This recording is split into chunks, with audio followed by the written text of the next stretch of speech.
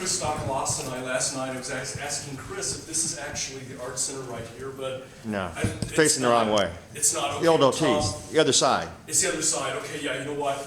I didn't know my orientation on looking at the photographs, but I do think, yeah, I find these really fascinating. And those of you that are from Galesburg, grew up in Galesburg, I think the thing, yeah, that's a little bit sad to me is that I do know that at one time, before we had the mall and the strip malls, that Main Street was a much more thriving economic center, commercial center. Although I think we need to be happy about the fact that I think there's still a pretty strong sense of vitality and commercial energy to our downtown. My dad lives in Indiana, and when I drive, to see him, I do go through some smaller towns that are pretty dusty and tired.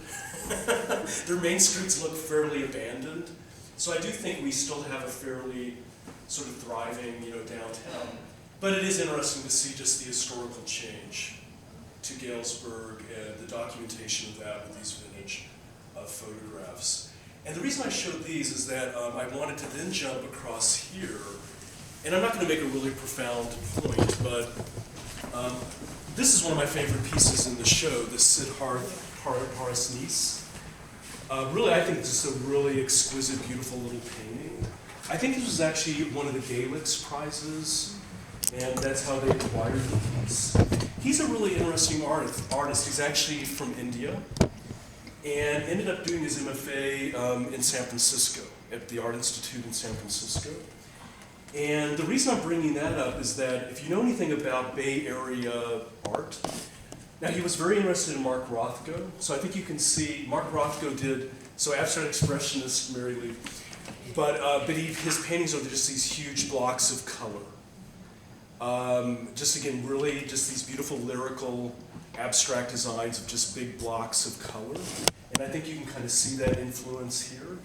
He also was Horace Nice was very interested in Richard Diebenkorn, who was a Bay Area abstract painter. Diebenkorn took a lot of views of San Francisco and then actually then translated his views of San Francisco into these cubic abstractions. And I think, again, if you know the work of Diebenkorn, you can really see that influence. And like I said, I'm not going to make a profound point here, but the reason I had this connection is that I get the feeling, it says Midwest, and I did look at Horace Nice's resume to see, like, when was he in the Midwest? Like, did he do a residency? Never could find any evidence of him being in the Midwest. But you know what? This made me think of him, like maybe driving and coming through one of these smaller towns where the downtown area maybe is more kind of dusty and kind of abandoned. But the idea that, he saw this, and I think this painting is a kind of a statement about the fact that even though you can have these small little towns, that you can find a sense of visual beauty or perceptual beauty in just the everyday. And in fact, this summer, I was walking to the post office, and there was this beautiful summer sunset, and I was just walking down Main Street. And you know what, the buildings, there was this golden light that was filling Main Street, and the buildings looked like these just beautiful abstract sculptures. And this really reminded me of his painting. Larry, do you have anything to say about that? Just that's a Mondrian in disguise. Yeah. This, rectilinear, plus Diebenkorn.